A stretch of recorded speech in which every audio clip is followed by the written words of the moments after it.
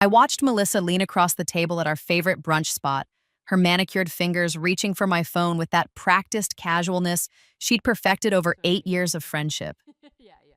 Oh my God, my battery just died, she said, lips forming that pout she always used when she Oh. wanted something. Can I borrow yours real quick? I need to call the caterer about your Oh, anniversary no. party. My anniversary party? The one Oh, she was planning with my really? husband. I The love same party that it. in my Oh my previous God, life that's had never happened because beautiful. by then I'd been in federal prison and they'd been on a yacht in the Mediterranean, toasting to my downfall with my money.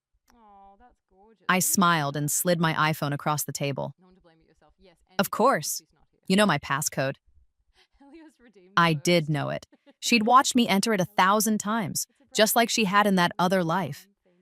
The life where I died in a prison Really? cell at 42, shaking from withdrawal because the guards thought I was faking my seizures, believing I was just another rich criminal trying to game the system. That's really Melissa's eyes flickered with beautiful. something, triumph, maybe, or greed, Oh, as her thumb moved over my screen. But I could see the slight tremor in her hand, the way her oh, breathing had quickened. so well done. She wasn't just using That's my really phone. beautiful. In her purse, I knew, was a small device she'd bought off the dark web, True Guash a method. SIM cloner. It would take her less than 90 seconds to create a perfect duplicate of my SIM card, Like giving her instant. access to all my calls, texts, What is and most importantly, that's my financial beautiful. apps with their two-factor authentication codes. Take your time, I said, sipping my mimosa. The champagne tasted like victory this time, Being not like the bitter beautiful. dregs of my last birthday before everything fell apart. She excused herself to the bathroom, my phone clutched in her hand. That's I true. counted to 60, 70. Oh, 95 seconds later, she okay. returned slightly flushed and set my phone down with a bright And is smile. the division All going done, the smooth? caterer is all set. This party is going to be amazing, Sarah. 20 years of marriage, you and David are honestly couple goals. Oh, thank you, Zach. David, my husband, Ruth just tried to vote kick you her out and lover, failed. her Oh co-conspirator. no. I'd figured it out 8 months Really? into my prison sentence in Okay. that other life, Just irregular when my voting. lawyer finally got That's fine. access to the digital forensics Don't ask reports. any further Every questions. wire transfer that had gotten me arrested, every fraudulent transaction, every piece of evidence that put me away, it had all been conducted using a cloned version of my phone. They'd set me up perfectly, and I'd been too trusting, too naive to see it coming. Understood. Oh my The god. FBI had been monitoring my phone, the real one, for 3 weeks before Melissa cloned it, Sorry, you because guys this can keep time I'd hiding made out. sure of Get it. out of here. Special Agent Jennifer Morrison had been skeptical when I first approached her 8 months ago, 2 weeks after I'd woken up in my 34-year-old body, gasping and crying, the phantom pain of my death still echoing through my Exactly, chest. Jason. Let me get this straight, she'd I'm said, fluent, yeah. leaning back in her chair at the Starbucks, where I'd insisted we meet. I'd found her through careful research, learning she was the lead agent on financial crimes in the Seattle field office. You're claiming that your husband and best friend are going to commit wire fraud and identity theft using a cloned version of your phone, and you want us to, what, monitor your phone until they do it? I know how it sounds, I'd said, but I have documentation, patterns. I know what accounts they'll target, what companies they'll defraud, even some of the dates. I'd spent those 2 weeks after my rebirth documenting everything I could remember. Every transaction, every email, every phone call I'd later learned about during my trial. I'd created spreadsheets, timelines, financial projections. I'd even managed to predict 3 smaller financial crimes that Melissa and David had already committed in this timeline. Crimes I reported anonymously, giving the FBI verifiable proof that someone had insider information about an ongoing criminal enterprise. Agent Morrison had agreed to a preliminary investigation. 3 months later, I was wearing a wire to my own dinner parties. My phone had been replaced with an FBI modified version, its SIM card embedded with tracking software so sophisticated that the moment Melissa cloned it, they'd have access to everything she did with the duplicate. Now, sitting across from her at brunch, I could almost feel the digital trap closing around her throat. So, Melissa said, scrolling through her phone now, her real phone. Have you thought about what you want to wear? I was thinking that Valentino dress you bought last month would be perfect. The Valentino dress I'd be wearing to her arraignment, I thought, but out loud I just said, "You're right. You always know what looks best." 8 months earlier, I'd died on a Tuesday.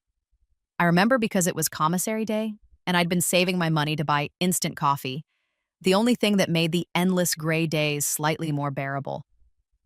But the seizure had come on fast. my body convulsing on the concrete floor of my cell, while my cellmate screamed for help that came too slowly. The last thing I remembered was the fluorescent light above me, flickering, and the thought, I never got to say goodbye to Mom. Then I woke up in my bedroom, the morning sun streaming through windows I'd sold 6 years ago, in a house I'd lost to foreclosure during my trial.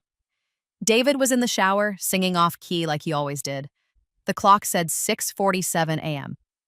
The date on my phone, my old phone, the one from before, read March 15th, 2024. 8 years. I'd gone back 8 years. I'd rolled over and vomited into the trash can beside the bed, my body rejecting the impossibility of it all. But when David came out, concerned, asking if I was okay, if I needed to stay home from work, I'd seen his face, younger, unmarked by the guilt I'd learned to read in those last months before my arrest. This David still loved me, or at least, he hadn't decided to destroy me yet. That came later. That came with Melissa. They'd met at my 35th birthday party, which I'd thrown at our house. Melissa was my college roommate turned lifelong best friend, or so I'd thought. She'd just gone through a messy divorce and was staying in our guest room temporarily while she got back on her feet. 6 months later, I'd caught them once, just once, in what I'd thought was an almost kiss in the kitchen during a dinner party. David had laughed it off. She was telling me about a funny tweet, we were just standing close. I'd believed him because I'd trusted him, and because Melissa had been my maid of honor, my emergency contact, the godmother I'd already picked out for the children I'd been trying to have. I'd believed him right up until the FBI kicked in our door at 6 a.m. on a Thursday morning, shouting about wire fraud and conspiracy, while David stood there in his boxers crying, saying he had no idea what I'd done. The evidence had been overwhelming. Dozens of transactions from my phone, my email, my bank accounts, money transferred to shell companies, then filtered through cryptocurrency exchanges, eventually landing in offshore accounts. Invoices from companies that didn't exist. Contracts with my digital signature. All of it traceable to me, to my devices, to my access. My lawyer had been expensive and useless. The prosecution has your phone records, Sarah, your metadata, your authentication codes, unless you're suggesting someone cloned your phone, which is paranoid and unprovable. But that's exactly what they'd done. I'd pieced it together in prison, with nothing but time and rage to fuel my investigation. I'd remembered that brunch, the same brunch I'd just relived, where Melissa had borrowed my phone. I'd remembered the bathroom trip. I'd remembered how 2 weeks later, strange transactions had started appearing. Small ones at first, test charges that I'd assumed were fraud and reported to my bank. Then bigger ones. Then the catastrophic wave that had crashed over my life. The SIM cloner had been found during a raid on a dark web operation 3 years into my sentence. The forensics team had traced its purchase to an IP address that belonged to a coffee shop Melissa frequented. But by then, there was no way to prove she'd been the one to use it. My conviction had been airtight, my appeals had failed, and David had divorced me while I was awaiting trial, claiming betrayal and shock. He'd gotten the house, the cars, my 401k, everything. He'd remarried within a year to Melissa. The wedding photos had been sent to me in prison by someone who thought I should know.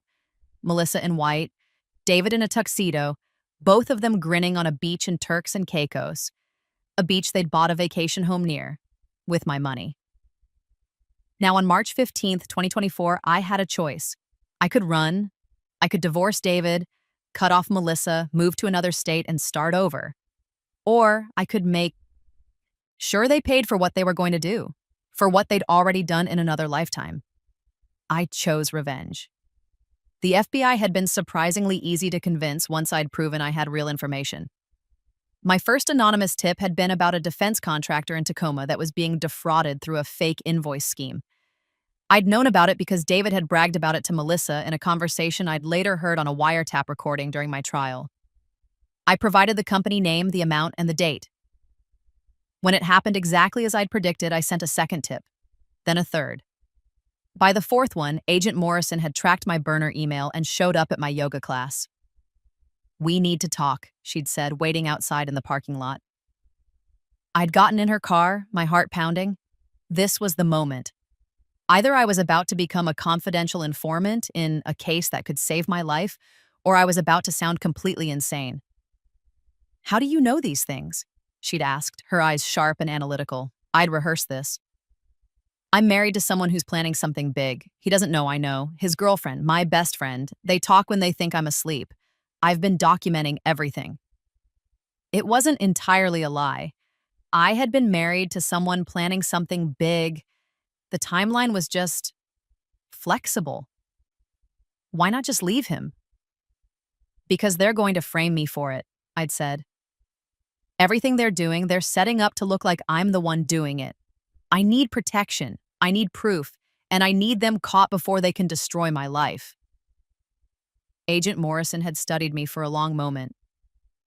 You understand that if you're lying to federal agents, that's a crime? I understand that if I don't stop them, I'm going to prison for something I didn't do. That had gotten her attention. The next meeting had been in a secure FBI office with Morrison and her partner, Agent Rafael Torres. I'd laid out everything I knew, the timeline, the methods, the targets.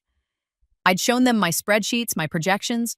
I'd explained about the SIM cloning, about how they could use my two-factor authentication to access accounts and make it look like I was authorizing the transactions. When? Torres had asked. The cloning will happen on June 24th at brunch, I'd said. After that, they'll start with small test transactions to make sure they have access. Then they'll execute the main fraud over the following 6 months. Morrison had leaned forward. And you're willing to let them clone your phone? To wear a wire? To potentially testify? I'm willing to do whatever it takes to put them in prison. They'd agreed to the operation with conditions. I had to maintain my normal life. I couldn't tip off David or Melissa, and I had to wear monitoring devices during key interactions. In exchange, they'd provide me with an immunity agreement and witness protection if things went south. I'd sign the papers without hesitation. The hardest part had been living with David for the next 3 months, knowing what he was going to become. This version of David, the one who still kissed me goodbye in the morning and asked about my day, wasn't quite the monster yet. He was just a man who was about to make terrible choices. Or maybe he already was the monster and I'd just been too blind to see it. I'd watched for the signs, the late-night texts he thought I didn't notice, the way he'd started going to the gym more often, which was where he met Melissa for their planning sessions, I knew now. The small withdrawals from our joint account that he claimed were for client lunches. Melissa had moved into our guest room right on schedule, showing up in tears about her divorce in early May. I'd welcomed her with open arms, just like I had before, because refusing would have changed the timeline. But this time, when I hugged her, I imagined the prison jumpsuit she'd be wearing. This time, when David suggested we throw her a divorce party to cheer her up, I'd agreed enthusiastically and secretly recorded every conversation they had when they thought I was out buying supplies. The FBI had been pleased with my intelligence gathering. You're a natural, Torres had said, reviewing the recordings. Have you ever considered a career in law enforcement? I'd laughed bitterly. I've considered a career in staying out of prison. June 24th arrived with perfect weather, sunny, 75 degrees, the kind of Seattle summer day that makes people forget about the 9 months of rain. Melissa and I had brunch reservations at Canlis, the upscale restaurant overlooking Lake Union. It was the same place as before, down to the same table by the window. I'd made sure of it. I wore a wire disguised as a delicate necklace. My phone, the FBI phone, was fully charged and ready. You look amazing, Melissa said when she arrived, hugging me. She smelled like Chanel No. 5 and deceit. We ordered mimosas and eggs Benedict, making small talk about our job hunt and my work as a financial consultant. I'd built up my consulting business over the past 8 years, creating a client list of small businesses and tech startups that trusted me with their financial planning. It was that trust David and Melissa would exploit, using my credentials and access to defraud my own clients. The conversation turned to my anniversary party, just like it had before. 20 years with the same person, Melissa said, shaking her head. I don't know how you do it. Doesn't it get boring? In my first life, I'd laughed and said something about how love evolves, how companionship matters. This time, I just smiled and said, David and I have an understanding. Her eyes flickered with interest. Oh? We trust each other completely, I said, the words tasting like poison. We share everything. Passwords, accounts, access to each other's phones, total transparency. I watched her process this, information, her mind already calculating how to use it. "That's really beautiful," she said. "I wish my ex and I had that." "Well, next time you'll know better," I said. "Trust is everything." The irony would have been funny if it wasn't so tragic. When her phone died and she asked to borrow mine, I handed it over with the same trusting smile I'd had before. Agent Morrison was parked in a van 3 blocks away, monitoring everything. The moment Melissa took my phone to the bathroom, Morrison's team would activate the SIM card's tracking protocols. 95 seconds later, Melissa returned, my phone in hand, her mission accomplished. "All set," she chirped. "Thanks, babe. You're a lifesaver." "Anytime," I said. What are best friends for? The next 3 weeks were torture. I had to watch and wait as Melissa and David started using the cloned SIM card, making small test transactions to verify they had access. A $500 transfer here, a $1,000 wire there. Nothing big enough to trigger immediate alarms, but enough to confirm their system worked. Agent Morrison kept me updated through secure messages. "They're getting bolder," she texted on July 10th. "Just accessed 3 of your client accounts." I felt sick. My clients trusted me. They didn't know their accounts were being probed by criminals using my credentials. "Can't you stop them?" I'd asked in our next meeting. "Not yet," Morrison had said. "We need to catch them in the act of the major fraud. These small transactions aren't enough for the charges we want to bring. We need conspiracy, wire fraud, identity theft, the whole package. If we move too soon, they'll claim it was just Melissa being curious about your phone, or David helping with financial planning. We need them to commit to the big score." The big score, I knew from memory, would come in late September. They were going to set up a shell company called Northwest Digital Solutions and create fake invoices for consulting services to 6 of my clients, tech startups with more money than oversight. The invoices would total $2.3 million. They'd route the money through cryptocurrency exchanges, then into offshore accounts in the Cayman Islands. In my previous life, by the time the fraud was discovered, the money had been gone and all the evidence pointed to me. This time, the FBI would be watching every transaction. But living through those months was like watching a car crash in slow motion. David started staying late at the office more often. He'd come home smiling, kiss my cheek, ask about my day. Then he'd disappear into his home office for hours, supposedly working on a big project. Melissa would text me daily, always cheerful, always supportive. "How's the anniversary party planning going? Want to grab dinner? You're such an amazing friend." I played my part perfectly. I was the trusting wife, the loyal friend, the successful consultant who didn't notice her life being slowly dismantled. At night, I'd lie awake next to David, listening to him breathe, and wonder which version of him was real. The man who'd married me at 24, promising forever? Or the man who'd let me rot in prison while he spent my money? Maybe they were both real. Maybe that was the worst part. The FBI had given me strict instructions: maintain normalcy, document everything, and wait for the signal. The signal would come when David and Melissa were ready to execute the main fraud. It came on September 15th. David came home from work looking excited, the kind of energy he used to have when we first started dating, and he'd land a big client. "I've been thinking," he said over dinner, Thai takeout my favorite, which should have been a red flag in itself. "We should take a trip. Just the 2 of us.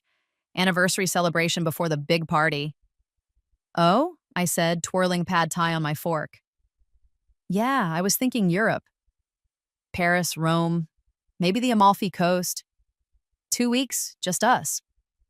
We could leave in early October." Early October, right when the fraud would be discovered in the previous timeline. He wanted me out of the country, unable to defend myself when the FBI came knocking. "That sounds amazing," I said, smiling like this was a romantic gesture instead of a tactical move. "But what about work? I have client meetings scheduled." "Reschedule them," he said, reaching across the table to take my hand. "You work too hard, Sarah. You deserve a break." His thumb rubbed circles on my palm the same way it had on our wedding day. I wanted to pull away. I wanted to throw the pad thai in his face and scream that I knew everything, that he was a liar and a thief and a coward. Instead, I squeezed his hand back and said, "Let me check my calendar." That night, I messaged Morrison. He wants me out of the country in October. They're preparing for the main event. Her response came within minutes. "Perfect. We'll be ready." The shell company was registered on September 20th. Agent Torres showed me the paperwork during our meeting at a secure location, a nondescript office building in Bellevue that the FBI used for confidential informant briefings. Northwest Digital Solutions, LLC, he said, sliding the documents across the table. Registered in Delaware, which makes it harder to trace ownership. The managing member is listed as M. Davidson. M for Melissa. They used a registered agent service, Morrison added. Professional setup. They've done their homework. I stared at the papers, feeling the rage build in my chest. This was real. Even with my warnings, even with everything I'd told them, David and Melissa were still going through with it. "When will they make the transfers?" I asked. "Based on the patterns we're seeing, probably within the next week to 10 days, Morrison said. "They're setting up the bank accounts now, establishing the cryptocurrency wallets. Once everything's in place, they'll send the fake invoices to your clients." "Using my email," I said. "Using your cloned phone to verify the email access, yes. They'll make it look like you're sending the invoices from your business account. Your clients will see your name, your contact information, your professional credentials. They won't have any reason to question it." "How much?" I asked, even though I knew. Torres pulled out another document. "We estimate between $2 and $3 million split across 6 transactions to 6 different companies. The invoices are for consulting services allegedly rendered over the past year. Since you do actually work with these companies, the invoices won't seem out of place." "Until the companies realize they're paying for services they never received," I said. "Exactly, but by then, the money will have been converted to Bitcoin and transferred offshore. In a normal investigation, it would take months to trace, and the trail would lead right back to you." "But you'll have real-time access to everything they're doing," I said. Morrison nodded. "Every transaction, every transfer, every communication. We'll have agents embedded at the cryptocurrency exchanges, monitoring the offshore accounts. The moment they try to access the money, we'll have them." "And me?" I asked. "What happens to me?" "You'll be protected," Morrison assured me. "You're a witness, not a suspect. Everything we're doing is documented. You have immunity as a cooperating witness." But I'd learned not to trust systems that had failed me before. "I want that in writing. Again. Updated immunity agreement, witness protection protocols, everything." Torres and Morrison exchanged a look. "You don't trust us," Torres said. It wasn't a question. "I don't trust anyone," I replied. "Not anymore." Morrison slid a fresh document across the table. "Already prepared. Sign it, and you're covered." I read every word this time, my lawyer's training from my prison education kicking in. Then I signed. The fake invoices went out on September 28th.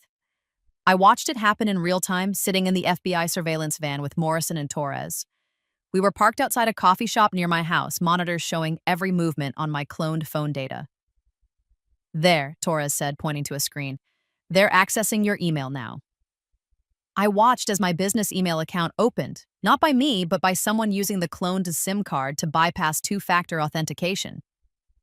Melissa, almost certainly. She'd always been better with technology than David. 6 emails composed, 1 to each client. Professional, polite, with attached invoices for consulting services. Strategic financial planning, annual retainer ranging from $250,000 to $500,000 each. The invoices looked perfect. They had my business logo, my EIN number, my contact information. The bank details, though, led to Northwest Digital Solutions. "They're good," Morrison murmured. "These invoices would pass most accounting department reviews." "They passed mine. In the other timeline," I said bitterly. The email sent, 6 little whooshes that sealed David and Melissa's fate. "Now we wait," Torres said. The first payment came through on October 2nd. $350,000 from a tech startup in Redmond that I'd helped secure venture capital funding for. The owner, Marcus Chen, had trusted me completely. I watched on the monitors as the money hit the Northwest Digital Solutions account, then immediately began its journey through the cryptocurrency exchanges. Bitcoin first, then split into Ethereum and Monero for additional obfuscation, then reassembled in a wallet registered to an address in the Cayman Islands. Following the money, Torres narrated, typing rapidly. We've got agents at each exchange. They're documenting everything. 3 more payments came over the next week. By October 10th, $1.8 million had been funneled through the system, and I was supposed to be packing for Paris. David had bought the plane tickets, first class, direct flight to Charles de Gaulle, departing October 15th. I can't wait, he said that morning, kissing my forehead. 2 weeks of just us. No work, no stress, just croissants and wine. Sounds perfect, I said, zipping up my suitcase. A suitcase I had no intention of taking anywhere. Melissa had come over to say goodbye, bringing a bottle of champagne. To your trip, she'd said, popping the cork. You guys are going to have the most amazing time. We'd toasted, the 3 of us, in my kitchen. David's arm around my waist, Melissa's smile, bright and false, and me counting down the minutes until this charade could end. I'm jealous, Melissa said. Paris is so romantic. You'll find someone, I said. Someone who deserves you. The irony of that statement, given that she was sleeping with my husband and stealing my life, was almost too much. Maybe, she said, her eyes flickering to David for just a moment. Just long enough for me to see the truth. That night, I was supposed to board a plane. Instead, I was in the FBI van watching as David and Melissa made the final transfer, $2.3 million, all the payments combined and ready to be withdrawn from the Cayman account. They're going to move it tonight, Torres said, tracking the activity, probably transferring to multiple accounts to make it harder to trace. They're in the house together, Morrison added, watching a different monitor. We have audio. She turned up the volume. David's voice came through, excited. It's done. It's actually done. 2.3 million. Melissa laughing. I told you it would work. Sarah's so trusting. She never even questioned those invoices. By the time anyone figures it out, we'll be long gone, and all the evidence points to her. Poor Sarah, Melissa said, not sounding sorry at all. Such a shame her consulting business was just a front for fraud. The FBI will probably arrest her at the airport, David said. We should probably send flowers to her lawyer. They both laughed. I felt Morrison's hand on my shoulder. You okay? I wasn't. I was shaking with rage, my nails digging into my palms hard enough to draw blood. When? I asked. When do we take them? Tomorrow morning, Morrison said. We'll execute the warrants at 6 a.m., full tactical team. We want to catch them before they try to flee. I want to be there, I said. Sarah, I want to be there. Morrison and Torres exchanged another look. Okay, Morrison finally said, but you stay in the van. You watch, but you don't engage. Understood? I understood. 6 a.m. came with rain, appropriate given Seattle's reputation, but also fitting for what was about to happen. I sat in the surveillance van parked 2 blocks from my house, watching the tactical team assemble. 12 agents, all in FBI windbreakers, armed and ready. Go, Morrison said into her radio. They moved like a coordinated machine, surrounding the house from all angles. The battering ram hit the door at exactly 6:02 a.m. FBI, search warrant! I could hear it even from the van, the shouting, the confusion, David's voice yelling, "What the hell is going on?" Through the monitors, I watched them bring David out first, hands cuffed behind his back, wearing only boxer shorts and an expression of genuine shock. Then Melissa, in one of my robes, mascara already running from tears. There must be a mistake, she was crying. We didn't do anything.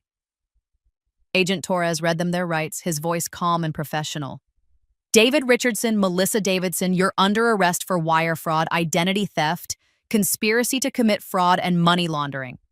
This is insane, David shouted. My wife, Sarah, She's the one who has access to all those accounts. Your wife is a cooperating witness, Torres said. She's been working with us for the past 6 months. The look on David's face when he understood, that was the moment I'd been waiting for. Pure, absolute horror. Sarah, he said, looking around like I might suddenly appear. Sarah did this? Sarah documented everything you did, Morrison said, stepping forward. Every transaction, every conversation, every crime you committed using her cloned phone. We have it all. Melissa had gone pale. She knew. She knew we cloned her phone. She let you clone it, Morrison said. The SIM card in her phone was provided by the FBI.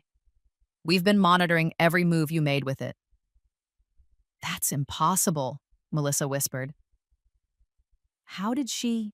But she never got to finish that thought because the agents were leading them to separate vehicles, reading them additional charges, securing them for transport to federal detention. I watched from the van as my husband and my best friend were driven away in handcuffs.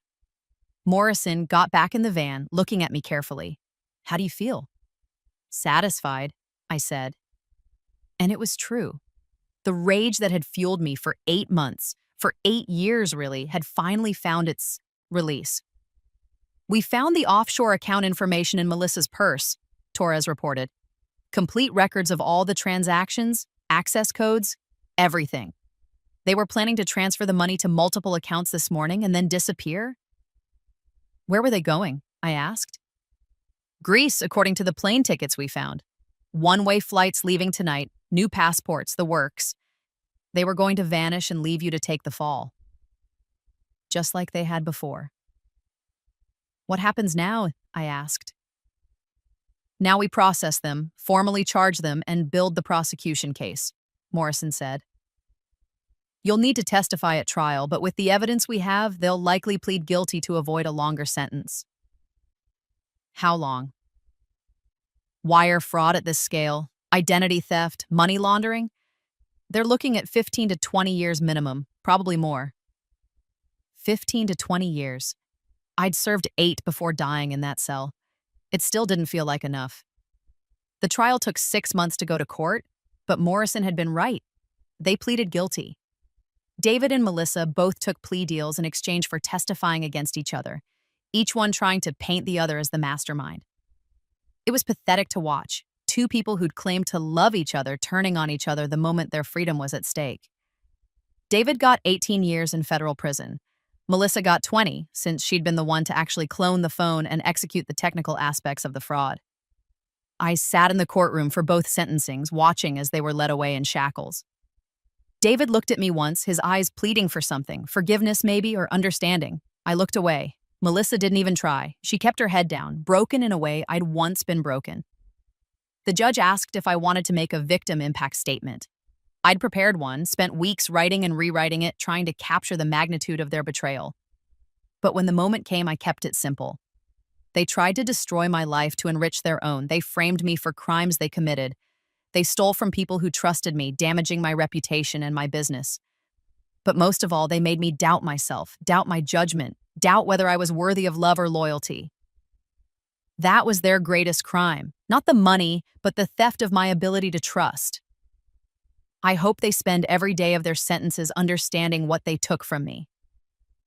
The courtroom was silent when I finished. The judge nodded and handed down the sentences without mercy. My clients forgave me. It took time and effort, meetings where I explained what had happened, where I showed them the FBI reports and the court documents proving I'd been a victim, not a perpetrator. Most of them understood. Some even increased their contracts with me, impressed by how I'd helped catch the criminals.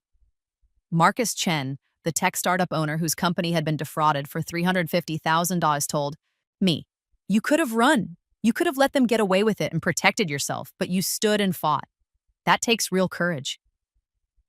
I appreciated the sentiment, even if he didn't know the full truth that I'd literally died once and been given a second chance to make things right. My business recovered, grew even. I became known in the Seattle tech community as someone who'd faced adversity and come out stronger. But the personal cost was harder to measure. I filed for divorce the day after David's arrest. It was finalized 3 months later, uncontested since he was in federal custody. I got the house, the accounts, everything. Not because I fought for it, but because David had no lawyer willing to argue that a convicted felon who'd tried to frame his wife deserved any marital assets.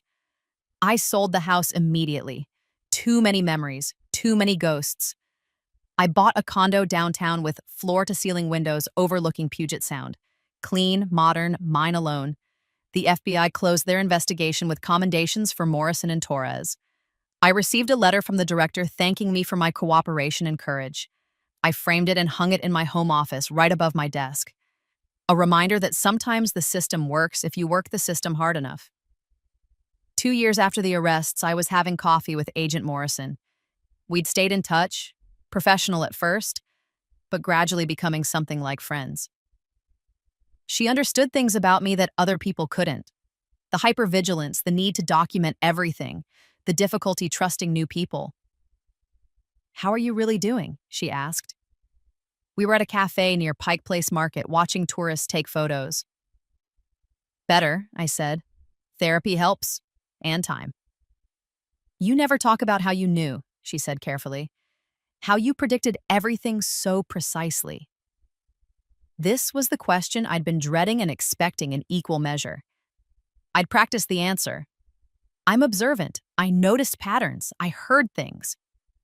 But Morrison deserved more than that.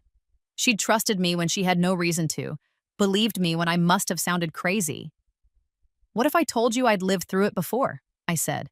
"That they'd already done it to me in another life, and I got a chance to stop them this time?"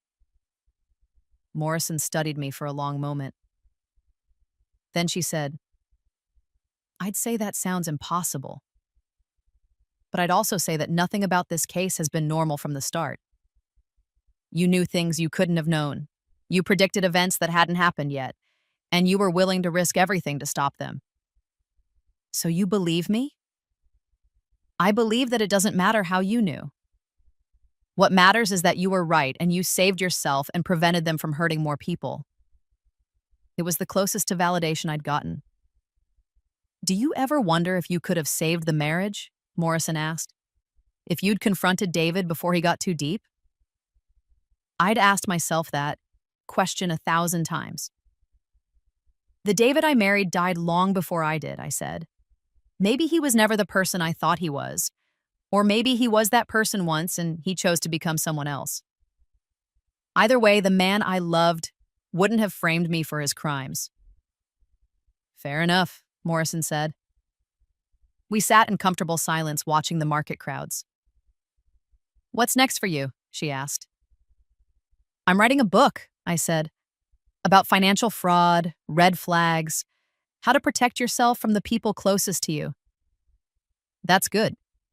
People need that information." "And I'm consulting with the FBI on financial crimes investigations, helping identify patterns, teach agents what to look for." Morrison smiled. "You're good at it. We could use you full-time if you ever want a career change." "I'll think about it," I said. But I knew I wouldn't. I'd seen enough of the criminal justice system from both sides. "And personally," Morrison pressed, "dating, relationships?" I laughed. "Not yet, maybe not ever. I'm okay with that." "You deserve to be happy, Sarah." "I am happy," I said, and I meant it. "I'm alive, I'm free, and the people who tried to destroy me are in prison. That's more than I had in my last life." Morrison tilted her head. "Last life?"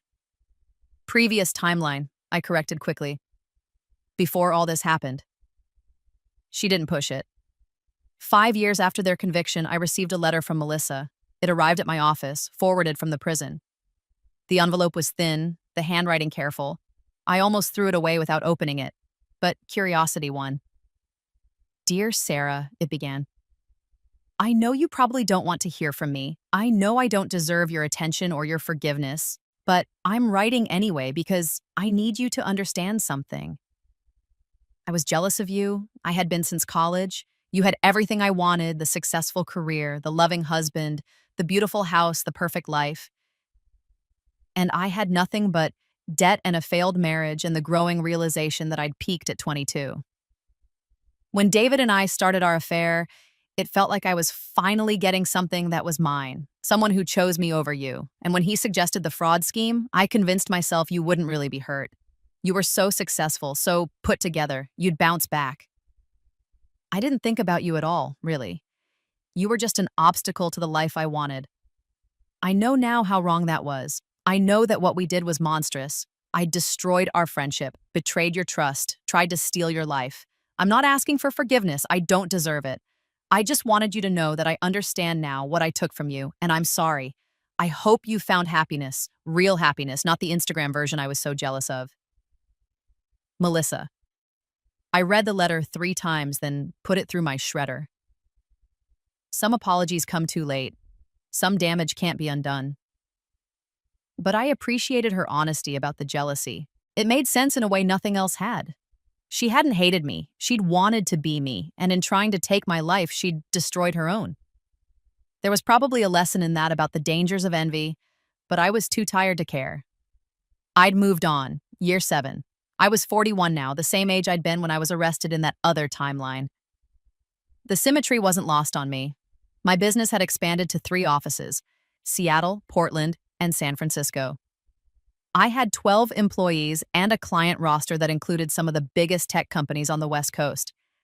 I'd written 2 books, both bestsellers: Trust Fall, How Financial Fraud Happens in Plain Sight, and The Money Trail, Following Financial Crimes from Start to Finish. I'd been featured in Forbes, Fortune, and the Wall Street Journal. I'd given a TED Talk that had 3 million views. I was, by any objective measure, successful. But I was also alone. Not lonely, exactly. I had friends, real friends this time, people I'd carefully vetted and slowly learned to trust. I had my work. I had my independence. But I hadn't dated anyone seriously since the divorce. A few dinners here and there, nothing that lasted more than a month. The therapy helped me understand why. I was still living in 2 timelines simultaneously. Part of me was here, in this life, successful and free. But part of me was still in that prison cell, still dying on a concrete floor, still carrying the trauma of a life that had been erased. You're allowed to let it go, my therapist said. That life is over. It didn't happen to this version of you. But it had happened. I remembered every moment. The arrest, the trial, the conviction, the appeals, the years of gray walls and institutional food and guards who saw me as just another rich criminal who'd gotten what she deserved. I remembered dying. Maybe that's why I came back, I said, to make sure it never happens. And you did that, she said gently. You stopped them. You saved yourself. So what's next? That was the question, wasn't it? What do you do when your entire purpose has been fulfilled? When the revenge you spent years planning is complete? When the people who hurt you are punished and you're free? You live. You actually live. I started small. I took a pottery class. I'd always wanted to learn, but in my first life, there had never been time. Between work and marriage and maintaining the perfect image, there had been no room for messy hobbies. I was terrible at it. My bowls were lopsided, my vases collapsed, my mugs leaked. But I loved it. I traveled alone, something I'd never done before. Paris, ironically, since that's where David had planned to send me while my life exploded. I walked along the Seine, ate croissants at sidewalk cafes, visited the Musée d'Orsay, and stood in front of the Monet paintings until my feet hurt. I went to Tokyo and got lost in the streets of Shibuya. I hiked Machu Picchu and cried at the Wadata sunrise. I spent a month in Thailand learning to cook proper pad thai. I lived. And slowly, carefully, I started to let people in. There was Marcus, the tech entrepreneur whose company had been defrauded. We'd stayed in touch, and eventually that touch had evolved into lunches, then dinners, then long conversations about everything except fraud and betrayal. You're different than I expected, he said one night over sushi. How so? Lighter. When I first met you, you had this intensity about you. Like you were carrying the weight of the world, but now it's like you seem freer. I put down some baggage, I said. He smiled.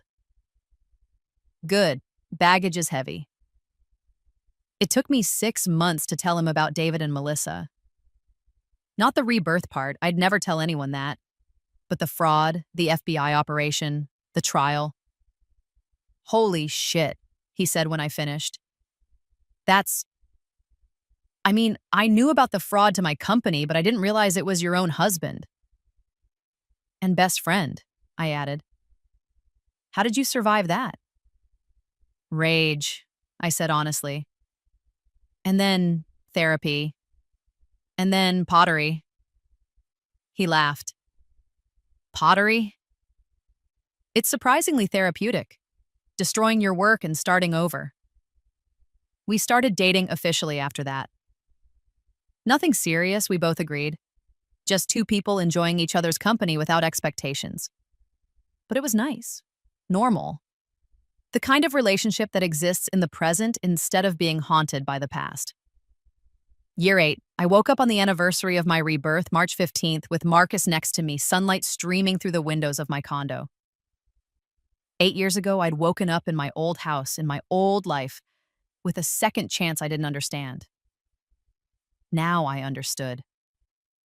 I'd been given the opportunity to save myself, to rewrite my story, to make sure the people who'd hurt me faced justice. But more than that, I'd been given the chance to actually live instead of just existing. The old Sarah, the one from the first timeline, had been so focused on being perfect that she'd never been real. She'd curated her life like an Instagram feed, all surfaces and no depth. This Sarah was messier, scarred, harder in some ways and softer in others. But she was real. Marcus stirred beside me. Morning. Why are you awake so early? Just thinking. About how different everything is now. He pulled me closer. Different good or different bad? Different good, I said. And I meant it. My phone buzzed, a message from Agent Morrison. Happy rebirthday. Is that a thing? It should be a thing, I smiled. She was one of the few people who knew the full story, or as much of it as I'd told anyone. I texted back. It's a thing. Thank you for believing me. Thank you for trusting me. Drinks this week? Absolutely. Marcus kissed my shoulder. Plans? Drinks with Morrison? Want to come? The FBI agent who helped you take down your ex? Yeah, I'm definitely coming. She sounds badass. She is. I got out of bed, walked to the window, looked out at the Seattle skyline. Somewhere in a federal prison in California, David was waking up to another day of his 18-year sentence. He'd serve at least 15 before being eligible for parole. Somewhere in a federal prison in Texas, Melissa was doing the same. 20 years, with parole possible after 17. They'd both written to me over the years. David's letters were always asking for forgiveness, for understanding, claiming he'd loved me even while betraying me. I never responded. Melissa's letters had evolved from apologies to updates on her prison life to, most recently, acceptance that we'd never speak again.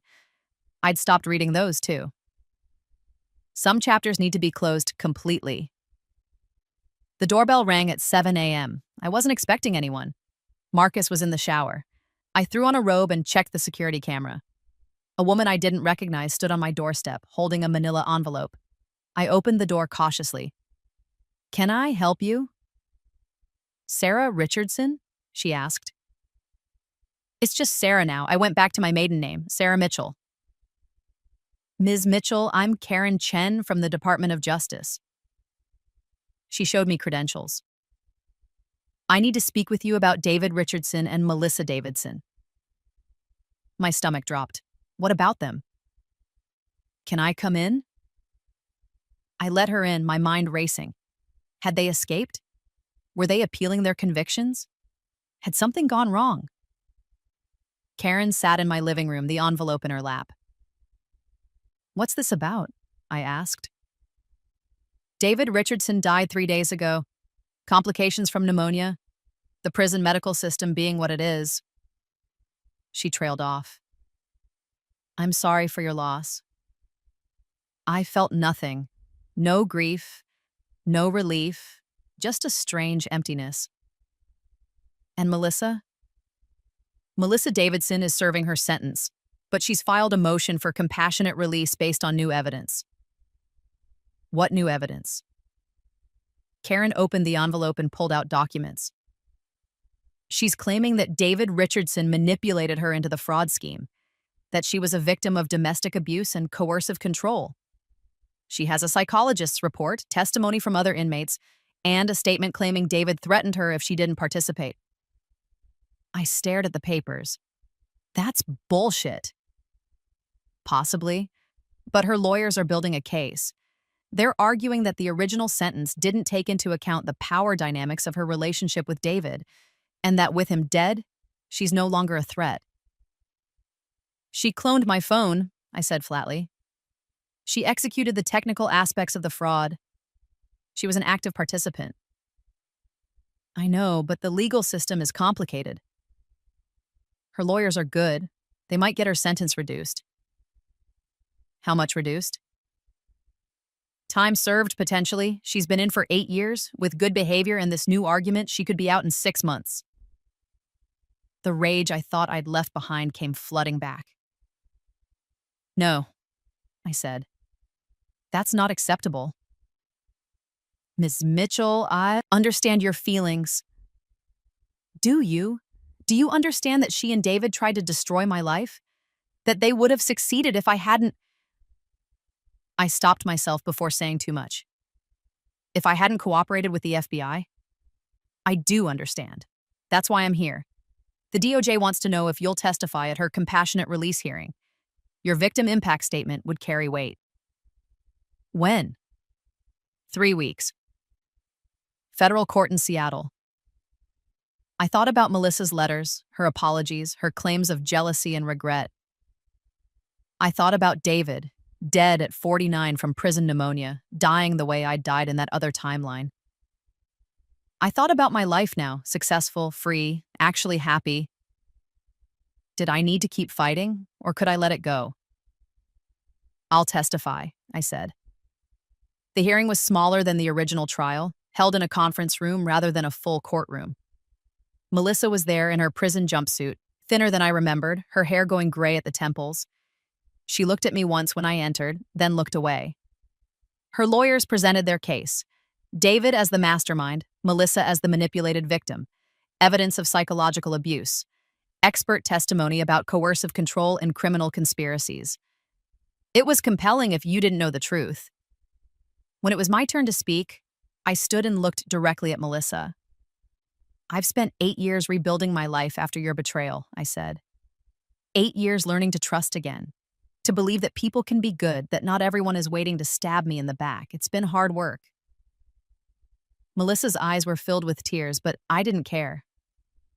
You weren't David's victim. You were his partner. You chose to clone my phone.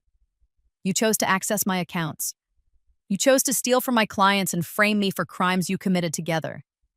Those were your choices. I was scared, Melissa said, her first words of the hearing. He said he'd leave me if I didn't help him. So let him leave, Basanin said. You could have come to me. You could have gone to the police. You could have done literally anything except betray the person who trusted you most in the world. I'm sorry, she whispered. I know you are. You've been sorry in every letter you've sent me. You're sorry you got caught. Sorry you're in prison. Sorry your plan didn't work. But you're not sorry you tried to destroy me. Because if you'd succeeded, if I were in prison instead of you, you wouldn't have given me a second thought. The judge was watching this exchange carefully. Ms. Mitchell, he said, do you believe Ms. Davidson deserves compassionate release? No, Your Honor. I believe she deserves to serve every day of her 20-year sentence. Not because I want revenge, but because that's what justice looks like. She committed serious crimes with full knowledge of what she was doing. The fact that her co-conspirator is dead doesn't change her culpability. The judge nodded. Thank you. You may sit. The hearing continued for another hour, but I could tell from the judge's questions that my testimony had landed. The decision came 2 weeks later. Compassionate release denied. Melissa would serve the rest of her sentence. Marcus asked me if I felt better after the hearing. I don't know, I admitted. We were at my condo cooking dinner together, something we'd started doing regularly. Part of me thinks I should just let it go. She's in prison, David's dead, I won. Why do I still care? Because trauma doesn't have an expiration date, Marcus said, chopping vegetables. You're allowed to still be angry. I don't want to be angry forever. Then don't be. But give yourself permission to be angry now when it's appropriate. He was right, of course. I was angry. Angry that Melissa had tried to manipulate the system one more time. Angry that David had died without ever really accounting for what he'd done. Angry that I still carried the weight of a life that technically never happened, but felt more real than most of my memories. Do you ever wonder about alternate timelines? I asked Marcus. He looked at me quizzically. Like parallel universes? Yeah, like, what if there's a version of you somewhere who made different choices? Who has a completely different life? I guess I'd hope that version of me is happy, he said. And maybe learning from mistakes I haven't made yet. What if that version of you made terrible mistakes? Died because of them? Marcus put down his knife and turned to face me. Sarah, where is this coming from? I almost told him then. Almost explained about the rebirth, the other timeline, the death in prison. Almost shared the full truth of how I'd known to set up the FBI trap, but some truths are too heavy to share. Just thinking about choices, I said instead. How one different decision can change everything. Well, I'm glad you made the choices you made, Marcus said, pulling me into a hug. Because they led you here. To this moment. To us. Us? I said, smiling against his chest. Yeah, us. I know we said no expectations, but I'm expecting you to stay in my life for a long time. I can do that, I said. And I meant it. Year 10, a decade since my rebirth, 2 decades since I'd married David in that first timeline. I woke up on March 15th, my personal New Year's Day, and decided it was time to truly let go. I'd been holding on to the anger, the trauma, the need for justice like a security blanket. It had kept me focused, driven, successful, but it had also kept me from fully embracing the life I'd built. I went to the cemetery where David was buried. I'd never visited before, never saw the point. His gravestone was simple. David Michael Richardson, 1983-2033, beloved son. No mention of husband, because I'd refused to let them at it. No mention of his crimes, because his family had paid for the stone and they wanted to remember him differently. I stood there for a long time, trying to feel something. Grief, closure, vindication, anything. Finally, I just felt tired. I hope you found peace, I said to the gravestone. I hope wherever you are, you understand what you did, and I hope you know that I survived. I'm happy, and you don't get any credit for that. The wind blew through the cemetery, rustling the leaves on the trees. I turned and walked away. Later that day, I wrote a letter to Melissa, the first one I'd ever sent. Melissa, this is the only letter you'll ever receive from me, so read it carefully. I don't forgive you. I probably never will. What you did was unforgivable, and you're serving the consequences of your choices. But I'm done letting what you did define my life. I'm done carrying anger that only hurts me. I'm done visiting the past when I have a future to build. So this is goodbye. I'm closing this chapter. You'll serve your sentence and I'll live my life and our paths will never cross again. I hope you find some form of peace in prison. I hope you actually learn from your mistakes instead of just regretting getting caught. I hope you become a better person. But I won't be there to see it. I'm done, Sarah. I mailed it and felt lighter immediately. Year 12, Marcus proposed on a beach in Maui at sunset with a ring he'd designed himself. I know you're not big on traditional romance, he said down on one knee, and I know you've been hurt by marriage before, but I love you, and I want to spend my life proving that not everyone is David, that some people stay, that some people mean it when they say forever. I said yes. We got married 6 months later, small ceremony, just family and close friends. Agent Morrison was there and some of my employees and Marcus's parents who'd flown in from Taiwan. No bridesmaids. I'd learned that lesson. Our vows were simple. We promised honesty, communication, respect, and individual growth. We promised to be partners, not just spouses. And we promised that if either of us ever cloned the other's phone, divorce papers would be filed immediately. Everyone laughed at that. They thought it was a joke. It wasn't. Well, in a year 15, I was 49 years old, the age David had been when he died. My business had gone international. My books were taught in business schools. I'd been offered a position at Harvard Business School teaching financial ethics. I'd turned it down. Seattle was home now. Marcus and I had a good life. We traveled frequently, hosted dinner parties, maintained separate interests, and shared passions. We didn't have children. We'd talked about it, but I'd ultimately decided that I'd spent too much of my life protecting myself to be vulnerable enough to be a good parent. Marcus had understood. He always understood. Melissa was released from prison on year 14, having served her full sentence with no early release. I knew because Agent Morrison called to tell me. "She's out," Morrison said. "Thought you should know." "Thanks," I said. "Where is she?" "Wisconsin, living with her sister, working at a call center. She's not allowed to leave the state without permission from her parole officer." "Good." "You okay?" "Yeah," I said, and I was. The news didn't trigger the panic I might have expected. Melissa was out, but she was also irrelevant to my life now. "She tried to contact you through official channels," Morrison added. "Wanted to apologize in person. We denied the request." "Thank you." "Anytime." I never heard from Melissa again. Year 20. 2 decades since I'd been given a second chance. I was 54 years old, sitting in my office at Mitchell Financial Consulting, looking out at the Seattle skyline. My assistant knocked on the door. "Ms. Mitchell, there's someone here to see you. She doesn't have an appointment, but she says it's important." "Who is it?" "A Dr. Elena Rostova. She says she's a researcher from MIT." I didn't recognize the name, but I agreed to see her out of curiosity. Dr. Rostova was in her 30s, intense and brilliant looking, with a laptop bag covered in academic conference stickers. "Ms. Mitchell, thank you for seeing me," she said, shaking my hand.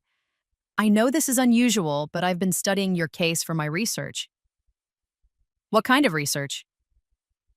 "Temporal cognition and predictive analytics. I'm particularly interested in cases where people demonstrate seemingly impossible foreknowledge of future events." My blood ran cold. "I'm sorry." "Your FBI case.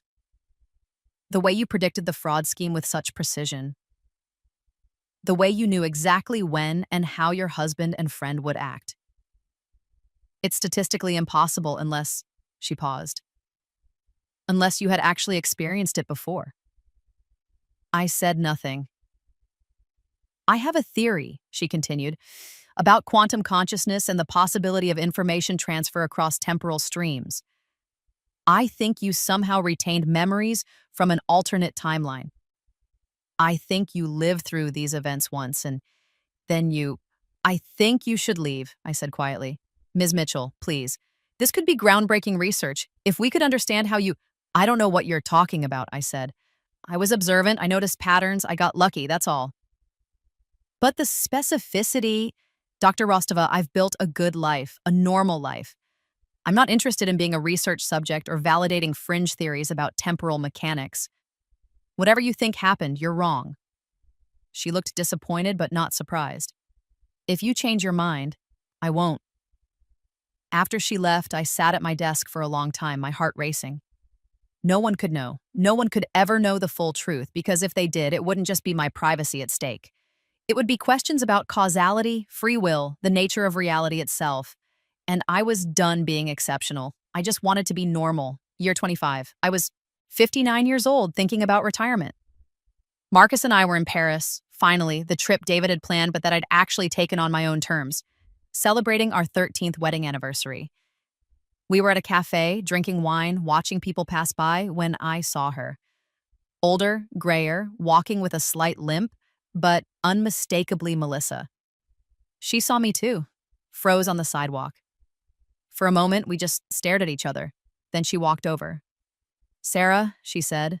Her voice was rough, aged by prison and regret. Melissa, I acknowledged. I didn't know you'd be here. I wouldn't have. I'm sorry, I'll go. Wait, I said, surprising myself. Sit for a minute. She sat hesitantly. Marcus watched her warily. This is Marcus, my husband, I said.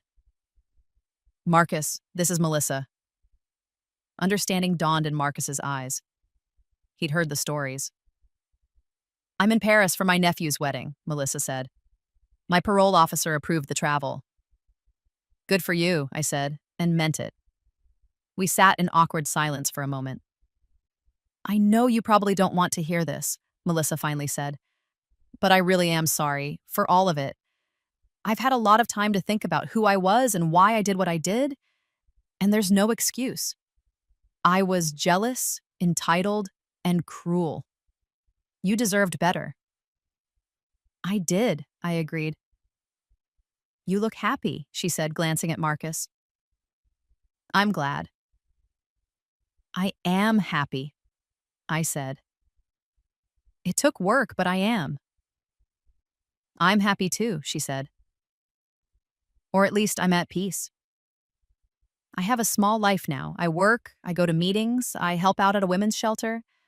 I'll never have what I wanted back then, but I've learned that what I wanted was wrong anyway. I believed her, or at least I believed she believed it. I hope you have a good life, Melissa, I said. I really do, but this is the last time we'll ever speak. She nodded. I understand. Thank you for letting me apologize. She stood, nodded to Marcus, and walked away. I watched her disappear into the Paris crowd. You okay? Marcus asked, squeezing my hand. Yeah, I said. I think I finally am. Year 30, I retired at 64, selling my business to my senior employees and setting up a foundation to provide financial literacy education to low-income communities. The foundation was called Second Chances because, of course, it was. I spent my days traveling with Marcus, volunteering, taking more pottery classes, and writing a third book. This one, a memoir about resilience and rebuilding. I didn't mention the rebirth, I never would, but I wrote about betrayal, survival, and the choice to keep living even when life seemed impossible. The book became a bestseller, helped people going through divorces and fraud and betrayal of all kinds. I did speaking tours, answered questions, told my story 1,000 times, and each time I remembered the other timeline less and less. It faded like a dream, present but not immediate, real but not current. I had lived 2 lives. In one, I'd been destroyed. In the other, I'd fought back and won. But the victory wasn't in the revenge. It wasn't in seeing David and Melissa punished. The victory was in the life I'd built after, the relationships I'd forged, the trust I'd learned to give again, the love I'd found with Marcus, the peace I'd made with my past. That was the real revenge, being happy despite everything they'd tried to take from me. I'm 74 now. Marcus and I live in a small house on Whidbey Island, watching the ferries come and go, reading books, tending our garden. Agent Morrison retired years ago. We still get coffee once a month. My business is thriving under new leadership. My foundation has helped thousands of people.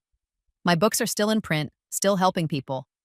David has been dead for 41 years. I rarely think about him. Melissa is 73, living somewhere in the Midwest. I heard she became a financial literacy counselor for formerly incarcerated women.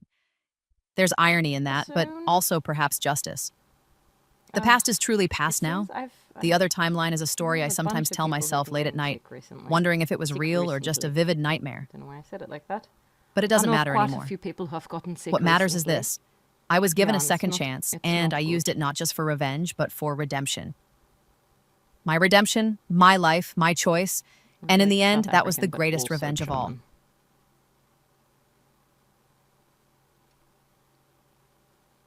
Yeah, I'm not reading that, Omoto. Yeah. Catching up on Disco too. This country isn't game. Oh, it's been. Oh my god. Has it been that long? Yes. I got my shitizenship. I've been in shitified. I've been in shitified. Thank you. Yeah, it's good to have it. Weird time for it, but you know. Hashtag grateful. It's been a long time coming, so. It's suppose it's good.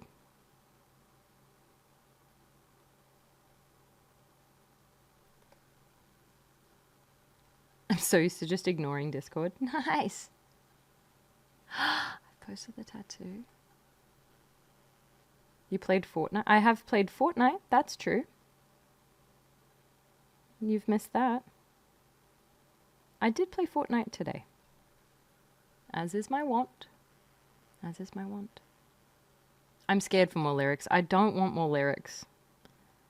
I have such concern and regret, frankly, for all decisions that have led